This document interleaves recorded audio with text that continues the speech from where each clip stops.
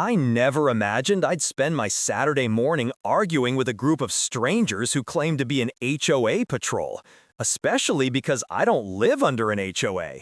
My ranch sits a good 15 miles outside any subdivision, down a private gravel road, surrounded by open fields, cattle fencing, and nothing but quiet.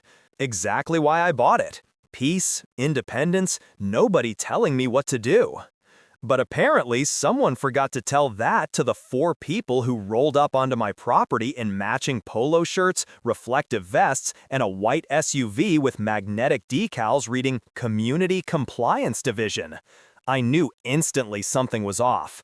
No real HOA uses wording like that, and no legitimate agency drives onto your property without notice. When I stepped outside, they were already taking photos of my gate, my barn, and even my truck. One guy was measuring my fence like he was preparing a citation. I walked down the porch steps and called out, "Can I help you?" The woman with the clipboard didn't even look up. She just said, "You're in violation of HOA Code 14B, Exterior Structure Maintenance. We've documented the issue." I laughed, thinking it had to be some bizarre prank. "There's no HOA here," I said calmly. "You're on private land. You need to leave." She finally raised her eyes, slowly, dramatically, and replied, "Sir, we oversee this entire area. Failure to comply will result in fines." That's when I realized this wasn't confusion. These people were pretending to have authority, and they were too confident, too rehearsed, too organized for this to be a misunderstanding. This was a scam or an intimidation tactic. I pulled out my phone. "What HOA? Name it." The man measuring my fence stepped closer. "Sir, don't interfere with official inspections. This will go easier for you." Official inspections? On my property? I felt the irritation rising. "You have 60 seconds to get off my land, or I call the sheriff." The woman rolled her eyes. "Call whoever you want. We're not leaving until the inspection is complete." That was the moment I knew things were about to escalate. I dialed the sheriff's non-emergency line. The dispatcher recognized my address immediately, small town life, and sent a deputy out. Meanwhile, the fake HOA patrol kept walking around, snapping photos, marking things, and muttering about violations. They acted like they owned the place. I stayed on my porch, watching, documenting everything. 20 minutes later, the deputy rolled up the driveway. He stepped out of his cruiser, hand resting casually on his belt, eyebrow raised at the white SUV with its goofy decals. "What's going on here?" the deputy asked. The clipboard woman stepped forward confidently. "We're conducting an HOA compliance inspection. The homeowner is uncooperative." The deputy stared at her for a long moment. Then he glanced at me. "There's no HOA out here," he said flatly. Her smile tightened. "We actually represent a subdivision expansion committee. This area is under review." The deputy shook his head. "That's not a thing." The man with the tape measure tried a different angle. "We have legal authorization to evaluate properties for community integration." Community integration? It sounded like a phrase they invented in the car on the way here. I handed the deputy my phone, showing him photos of the group trespassing. They drove in, refused to leave, and are pretending to be officials. The deputy sighed and turned to them. "You were told to leave. I'm telling you again. Now you're trespassing." Instead of leaving, they doubled down. The woman said, "We'll leave when our inspection is finished. We've dealt with officers like you before." The deputy's jaw tightened. "Okay, you're done here. Pack it up." She ignored him and kept writing. That was the final straw.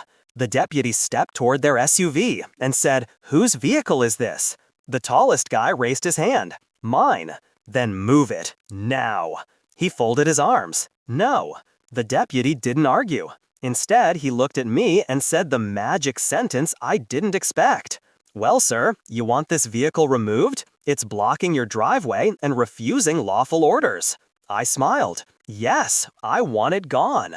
The deputy nodded. "Call a tow truck. Private property rules apply." The fake HOA patrol erupted into shouting, suddenly insisting they were leaving, but the SUV didn't move. The driver claimed his keys were missing, then said his battery was dead, then said the officer couldn't tow a government inspection vehicle.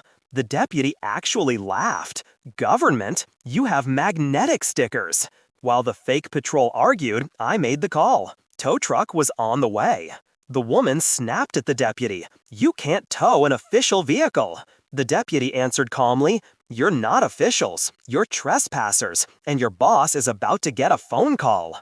When the tow truck arrived, a huge flatbed operated by a guy named Rick, the fake HOA patrol absolutely melted down. They tried standing in front of the SUV. They shouted that this was police overreach. They demanded supervisors. One man even tried removing the magnetic decals so the car would look normal. But Rick simply said, "Doesn't matter. Owner refused to move it. That's all I need." The driver tried sitting inside the SUV to block the tow. The deputy opened the door and ordered him out. He refused, so the deputy physically removed him. Non-violent, but firm. The guy was furious, yelling about lawsuits, regulations, codes, everything except the truth. The SUV was hooked in less than 3 minutes. The moment the truck started lifting it, the fake HOA scattered like pigeons. They tried stopping the tow by threatening to file HOA complaints. The deputy said, "There is no HOA. Stop talking." Once the SUV was secured, Rick handed me a clipboard. "Sign here, property owner. We'll drop it in impound." I signed. The SUV started up the driveway, the fake patrol shouting and running after it, powerless. The deputy told them they were all banned from the property. If they returned, they'd be arrested. They left on foot, walking down my long gravel road in total humiliation. I thought it was over. It wasn't. 2 days later, I received a letter, an actual letter, from a community enforcement board demanding $4,000 for illegally towing an official compliance vehicle. I laughed so hard I nearly dropped the envelope. The sheriff's department sent me to a local attorney who specialized in property disputes. When I showed him the letter and the photos, he said, "Oh, this is golden." They impersonated an authority, trespassed, refused law enforcement orders, and tried extortion. He filed a civil suit: trespassing, harassment, fraud, attempted coercion. The sheriff's office added its own charges. During the hearing, the fake HOA group showed up in the same polo shirts, insisting they were part of an emerging governance program. The judge shut that down immediately. I presented my photos, recordings, and witness statement from the deputy. It took 13 minutes for the judge to rule. They owed me damages. They owed towing fees. They owed legal costs. They owed penalties for impersonating officials. And they owed restitution for harassment. In total, $18,700. The best part? Their SUV stayed in impound for weeks until they could pay to get it back. Rumor has it the group disbanded after that. All because they tried to play HOA on someone who doesn't have an HOA. I didn't go looking for a fight, but if you show up on my land pretending to be an authority, you're going to leave on a tow truck. And I'm going to get paid doing it.